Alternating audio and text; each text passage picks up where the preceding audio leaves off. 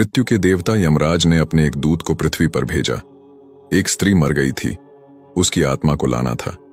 देवदूत आया, लेकिन चिंता में पड़ गया, क्योंकि 3 छोटी छोटी लड़कियां, जुड़वां एक अभी भी उस मृत स्त्री के स्तन से लगी हैं।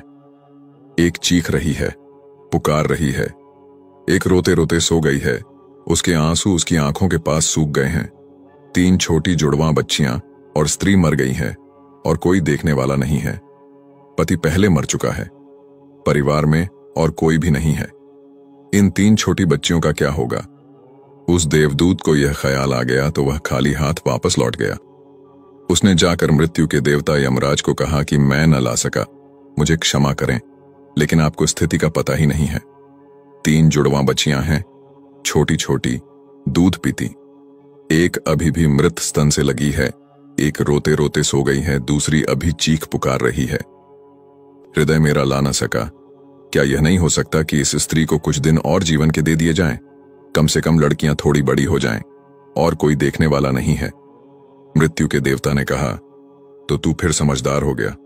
उससे ज्यादा जिसकी मर्जी से मौत होती है, जिसकी मर्जी से जीवन होता है, तो तूने पहला पाप कर दिया, और इसकी तुझे सजा मिलेगी। और सजा यह है कि तुझे पृथ्वी पर चले जाना पड़ेगा, और जब तक तू 3 बार न हंस लेगा अपनी मूर्खता पर, तब तक वापस न आ सकेगा। इसे थोड़ा समझना। 3 बार न हंस लेगा अपनी मूर्खता पर, क्योंकि दूसरे की मूर्खता पर तो अहंकार हंसता है। जब तुम अपनी मूर्खता पर हंसते हो तब अहंकार टूटता है। देवदूत को लगा नहीं तो वह राजी हो गया दंड भोगने को, लेकिन फिर भी उसे लगा कि सही तो मैं ही हूं, और हंसने का मौका कैसे आएगा, तो उसे जमीन पर फेंक दिया गया। एक मोची सर्दियों के दिन करीब आ रहे थे और बच्चों के लिए कोट और कंबल खरीदने शहर गया था, कुछ रुपए इकट्ठे करके। जब वह शहर जा रहा था तो उसने राह के किनारे एक नंगे आदमी को पड्डे हुए ठिठुरते हुए देखा। यह नंगा आदमी वही देवदूत था जो पृथ्वी पर फेंक दिया गया था। उसको दया आ गई, और बजाय अपने बच्चों के लिए कपड़े खरीदने के, उसने इस आदमी के लिए कंबल और कपड़े खरीद लिए। इस आदमी को कुछ खाने पीने को भी न था, घर भी न था, छप्पर भी न था जहां रुक सके। तो मोची ने कहा कि अब तुम मेरे साथ ही आ जाओ, लेकिन अगर मेरी पत्नी नाराज हो जो कि वह निश्चित होगी, क्योंकि बच्चों के लिए कपड़े खरीदने लाया था। वह पैसे तो खर्च हो गए, वह अगर नाराज हो, चिल्लाए, तो तुम परेशान मत होना, थोड़े दिन में सब ठीक हो जाएगा। उस देवदूत को लेकर मोची घर लौटा। न तो मोची को पता है कि देवदूत घर में आ रहा है, न पत्नी को पता है। जैसे ही देवदूत को लेकर मोची घर में पहुंचा, पत्नी एकदम पागल हो गई, बहुत नाराज हुई, बहुत चीखी चिल्लाई, और देवदूत पहली दफा हंसा। मोची ने उससे कहा, हंसते हो, बात क्या है?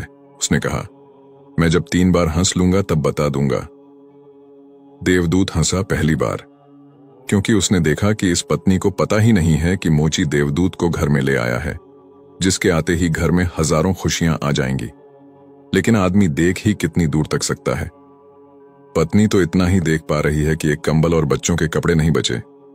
जो खो गया है वह देख पा रही है, जो मिला है उसका उसे अंदाज ही नहीं है। मुफ्त घर में देवदूत आ गया है, जिसके आते ही हजारों खुशियों के द्वार खुल जाएंगे। तो देवदूत हंसा।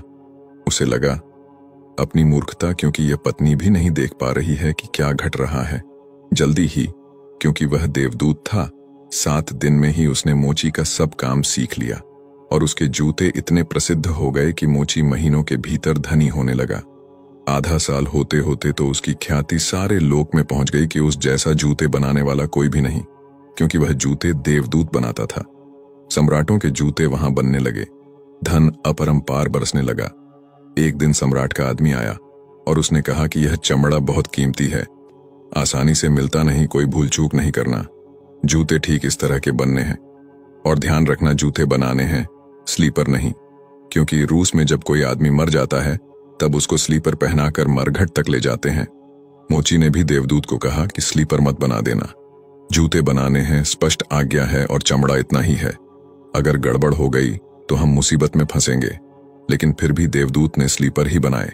जब मोची ने देखे कि स्लीपर बने हैं तो वह क्रोध से आग बबूला हो गया। वह लकड़ी उठाकर उसको मारने को तैयार हो गया कि तू हमारी फांसी लगवा देगा। और तुझे बार बार कहा था कि स्लीपर बनाने ही नहीं है, फिर स्लीपर किस लिए? देवदूत फिर खिलखिलाकर हंसा। तभी आदमी सम्राट के घर से भागा हुआ आया। उसने कहा, जूते मत बनाना, स्लीपर बनाना, क्योंकि सम्राट की मृत्यु हो गई है। भविष्य अज्ञात है, सिवाय उसके और किसी को झात नहीं, और आदमी तो अतीत के आधार पर निर्णय लेता है। सम्राट जिंदा था तो जूते चाहिए थे, मर गया तो स्लीपर चाहिए।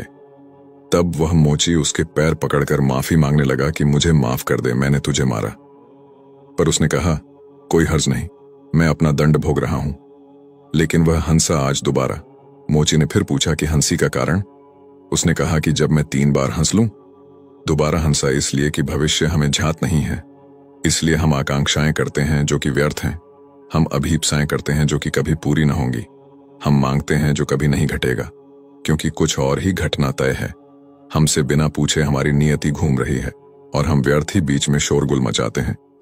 चाहिए स्लीपर और हम जूते बनवाते हैं। मरने का वक्त करीब आ रहा है और जिंदगी का हम आयोजन करते हैं। तो देवदूत को लगा कि वे बच्चियां, मुझे क्या पता भविष्य उनका क्या होने वाला है। मैं नाहक बीच में आया। और तीसरी घटना घटी कि एक दिन 3 जवान लड़कियां आईं। उन तीनों की शादी हो रही थी और उन तीनों ने जूतों के आर्डर दिए कि उनके लिए जूते बनाए जाएं। एक बूढ़ी महिला उनके साथ आई थी जो बड़ी धनी थी। देवदूत पहचान गया, ये वे ही 3 लड़कियां हैं जिनको वह मृत मां के पास छोड़ गया था और जिनकी वजह से वह दंड भोग रहा है। वे सब स्वस्थ हैं, सुंदर हैं। उसने पूछा कि क्या हुआ, ये बूढ़ी औरत कौन है? उस बूढ़ी औरत ने कहा कि ये मेरी पड़ोसिन की लड़कियां हैं। गरीब औरत थी, उसके शरीर में दूध भी न था, उसके पास पैसे लत्ते भी नहीं थे, और 3 बच्चे जुड़वा। वह इन्हीं को दूध पिलाते पिलाते मर गई। लेकिन मुझे दया आ गई, मेरे कोई बच्चे नहीं हैं और मैंने इन तीनों बच्चियों को पाल लिया। अगर मां जिंदा रहती तो ये तीनों बच्चियां गरीबी, भूख और दीनता और दरिद्रता में बड़ी होती। मां मर गई, इसलिए ये बच्चियां तीनों बहुत बड़े धन वैभव में, संपदा में पली, और अब उस बूढ़ी की सारी संपदा की ये ही 3 मालिक हैं और इनका सम्राट के परिवार में विवाह हो रहा है। देवदूत तीसरी बार हंसा और मोची को उसने कहा कि ये 3 कारण हैं। भूल मेरी थी, नियतिबद्धि है और हम उतना ही देखते हैं जितना देख पाते हैं। जो नहीं देख पाते बहुत विस्तार है उसका, और हम जो देख पाते हैं उससे हम कोई अंदाज नहीं लगा सकते जो होने वाला है, जो होगा। मैं अपनी मूर्खता पर 3 बार हंस लिया हूं। अब मेरा दंड पूरा हो गया और अब मैं जाता हूं। जो प्रभु करते हैं अच्छे के लिए करते हैं। विशेष विधि का विधान जीवात्माओं के कल्याण के लिए बना है। ईश्वर दयालु है। आपके ऐसे विश्वास एवं मान्यताओं को गति तभी मिलती है जब आप दूसरों के प्रति दया का भाव रखते हैं, क्योंकि जो आप बोते हैं वही आप काटेंगे। Reaping what you sow. सृष्टि में घट रही घटनाओं पर आपको चिंतित होने की आवश्यकता नहीं है। आवश्यकता है अपने कर्तव्यों के पालन की और नेक विचारों से जीवन जीने की। यह तभी संभव है जब आपका जीव, इमोशंस यानी मन, सात्विक अन्न से बना हो एवं सुविचारों का उत्पादन करता हो। भवसागर से पार होने के लिए मनुष्य शरीर रूपी सुंदर नौका मिल गई है। सतर्क रहो, कहीं ऐसा ना हो कि वासना की भंवर में पड़कर नौका डूब जाए।